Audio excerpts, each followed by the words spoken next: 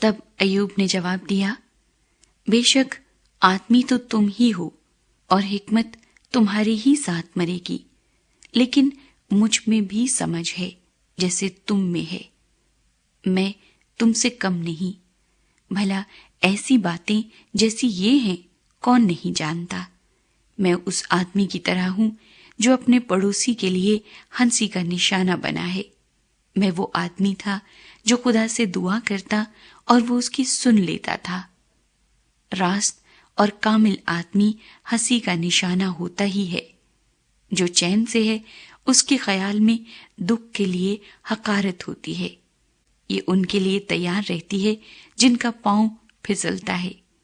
ڈاکوؤں کے ڈیرے سلامت رہتے ہیں اور جو خدا کو غصہ دلاتے ہیں وہ محفوظ رہتے ہیں۔ انہی کے ہاتھ کو خدا خوب بھرتا ہے۔ حیوانوں سے پوچھ اور وہ تجھے سکھائیں گے، اور ہوا کے پرندوں سے دریافت کر اور وہ تجھے بتائیں گے، یا زمین سے بات کر اور وہ تجھے سکھائے گی، اور سمندر کی مچھلیاں تجھ سے بیان کریں گی۔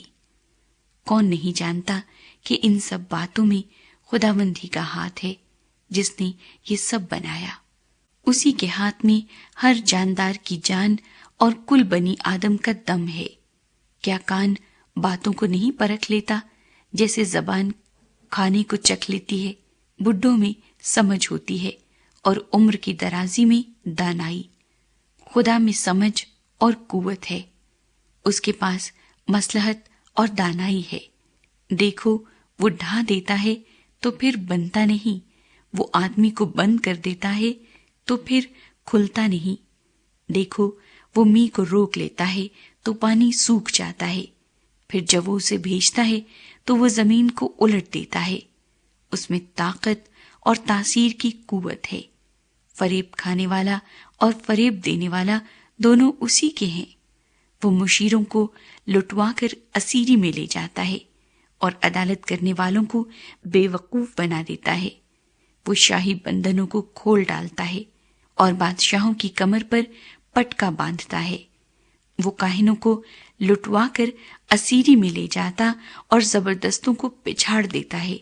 وہ اعتماد والے کی قوت گویائی دور کرتا اور بزرگوں کی دانائی کو چھین لیتا ہے۔ وہ امرا پر حقارت برساتا ہے اور زور آوروں کے کمر بند کو کھول ڈالتا ہے۔ وہ اندھیرے میں سے گہری باتوں کو آشکارا کرتا اور موت کے سائے کو بھی روشنی میں لے آتا ہے۔ وہ قوموں کو بڑھا کر انہیں ہلاک کر ڈالتا ہے۔ وہ قوموں کو پھیلاتا اور پھر انہیں سمیٹ لیتا ہے۔